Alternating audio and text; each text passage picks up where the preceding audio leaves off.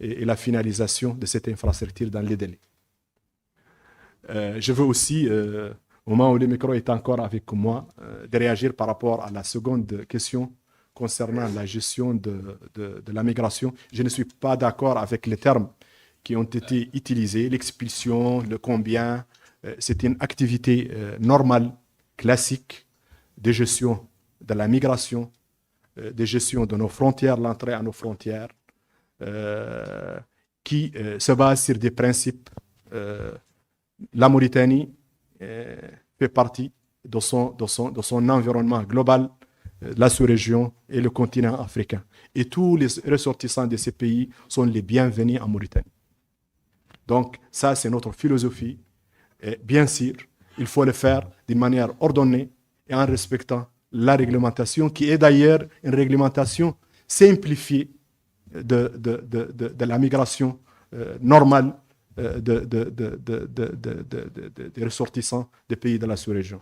Donc, je n'ai pas en tête les chiffres, mais tout ce que je peux confirmer, c'est que les conditions de la gestion de ce dossier sont des conditions normales, des conditions qui servent en réalité la collaboration et la coopération dans notre espace africain et notre espace sous-régional. Merci beaucoup. Merci, Monsieur le Premier ministre Ousmane Sonko.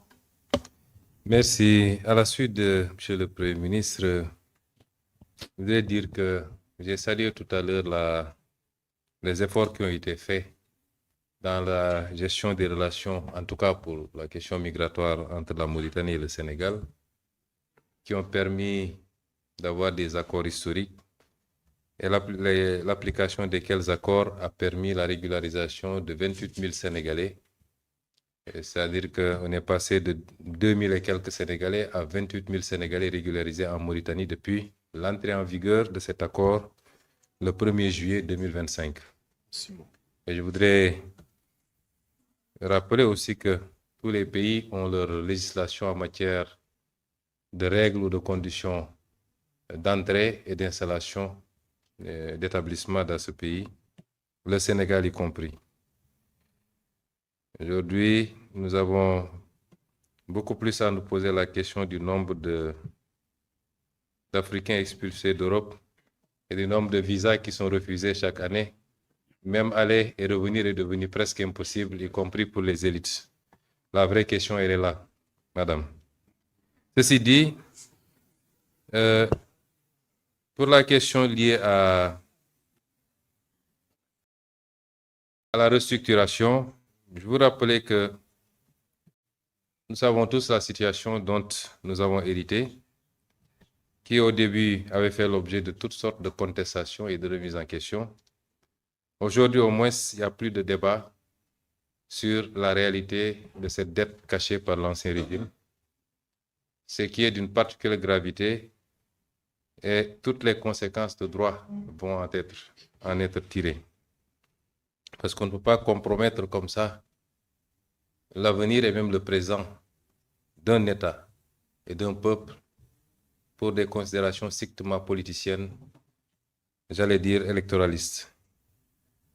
Et il faut que la sanction soit assez ferme pour que plus jamais aucune autorité publique n'ose se comporter ainsi.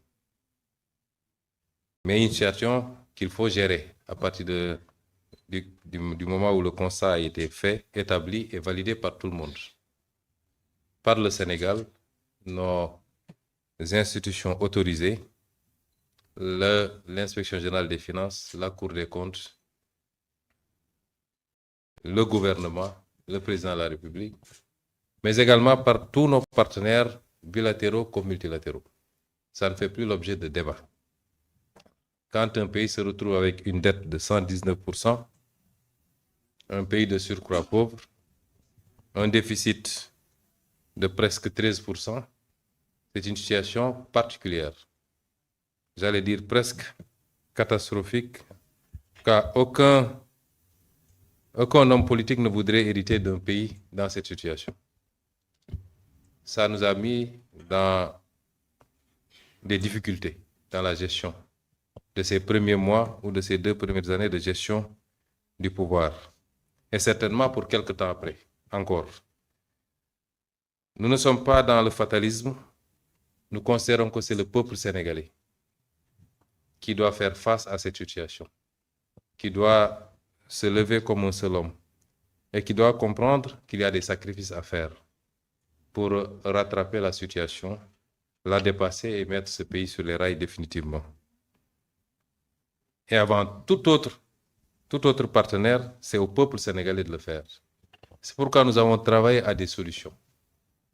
Nous avons travaillé à élaborer un plan de redressement économique et social, qui est un plan qui va effectivement demander un certain nombre d'efforts et de sacrifices au peuple sénégalais. Nous avons aussi lancé un vaste programme de rattrapage budgétaire, de rationalisation, aussi bien des recettes que des dépenses budgétaires.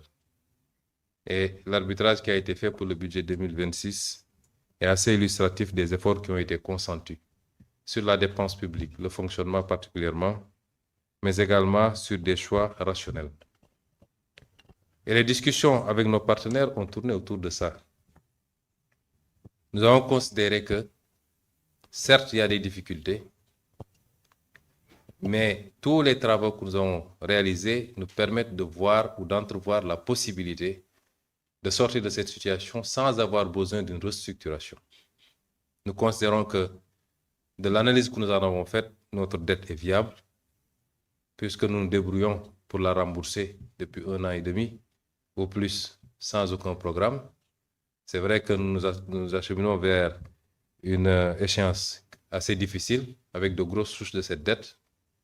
Mais jusqu'à présent, et sans aucun apport, nous avons réussi à refinancer cette dette, et principalement sur le marché régional.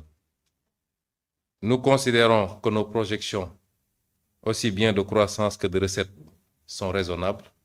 Et sur cela, il n'y a pas de débat. C'est validé par tous nos partenaires, y compris le fonds. Le principal problème, c'est le financement. Nous considérons que les efforts que nous faisons à partir du plan de redressement